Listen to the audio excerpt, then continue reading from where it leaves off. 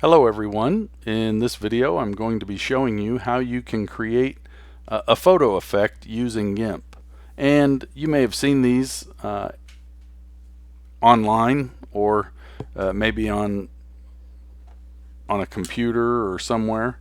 Basically it's an image that has a border around the outside, and it's done to make it look like one of the physical images that you used to get developed when you would take a picture with a camera and take the film in to the photo developing the 1 hour photo, or maybe even a place that developed images back before everything went digital. So I'm going to show you how to create that effect, and it's pretty easy to do. It's about 3 or 4 steps that you do in a row, but it produces an image that looks like it was taken with a physical camera and developed in a darkroom. So you basically just open the image. I have 2 of them here. I'm going to show you a couple of different variations, but we'll start with this one. You just select the layer that has the image on it, and you can come down here and create a new layer on top of the one that you have the photo in. So I'm going to click that button, and I'm going to fill that layer with transparency and click OK. So now with this layer selected, I'm going to come over here and make sure that I have my default color swatches loaded. If yours are not to the defaults, you can click this button, and that'll put black on the front and white on the back. And then if you click this button here, it will switch them. So now we have white as our fill color for the foreground. And if I select the bucket fill tool by clicking on it, and make sure that your top layer is selected, just fill that with white paint. So now we have a white layer on top of our image. Well, the next step is we just need to come up here and click select with this same layer selected, the white layer, select all. And now if you notice, right around the outside edge of this image we have marching ants, is what they're referred to as, marching ants around the outside of this photo, or around the outside of this canvas right now. But if you come back up here to the select menu and then come down here to shrink, and let's just shrink this by about 35 pixels. And if you click OK, you'll see that your selection now just got smaller. And now you just have this inner area selected.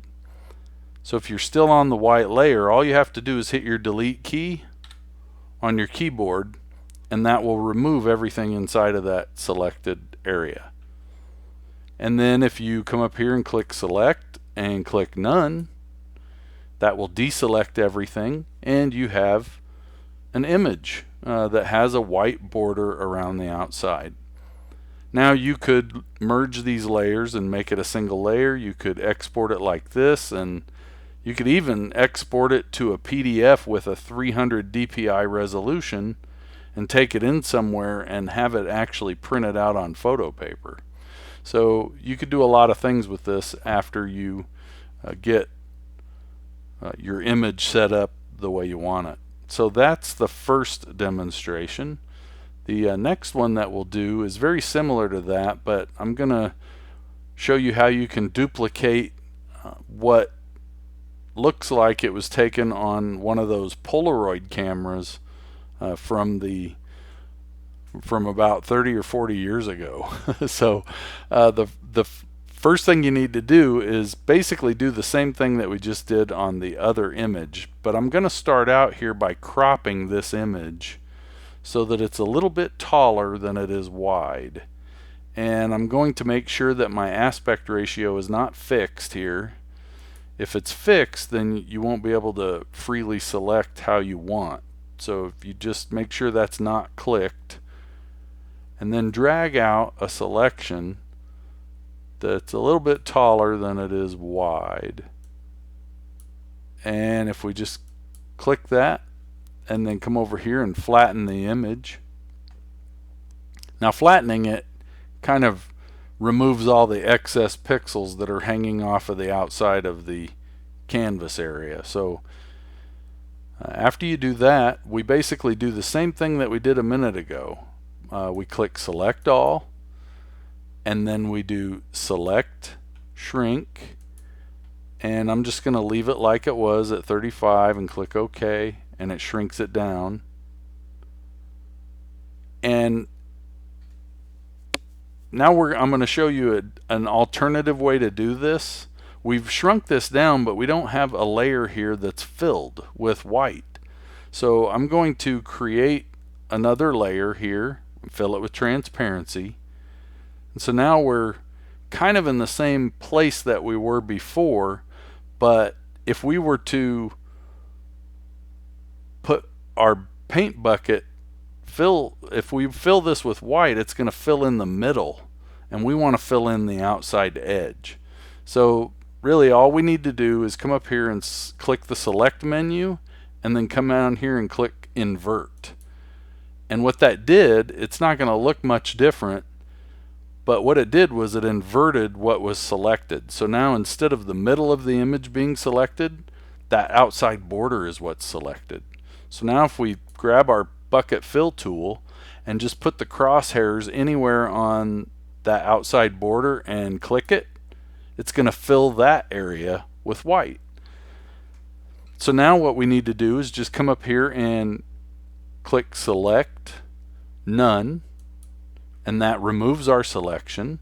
And then we can drag out another selection down here at the bottom and fill that with white, just like we have been doing.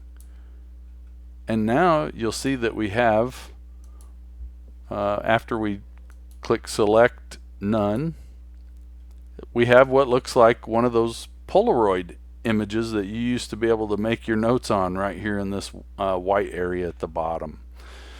And again, you could either merge these down or export it like this, but either way, that's two different ways that you can put a border around an image, and I showed you a couple of variations on how you could get to the end result just by using the select tool and the fill bucket, the bucket fill tool.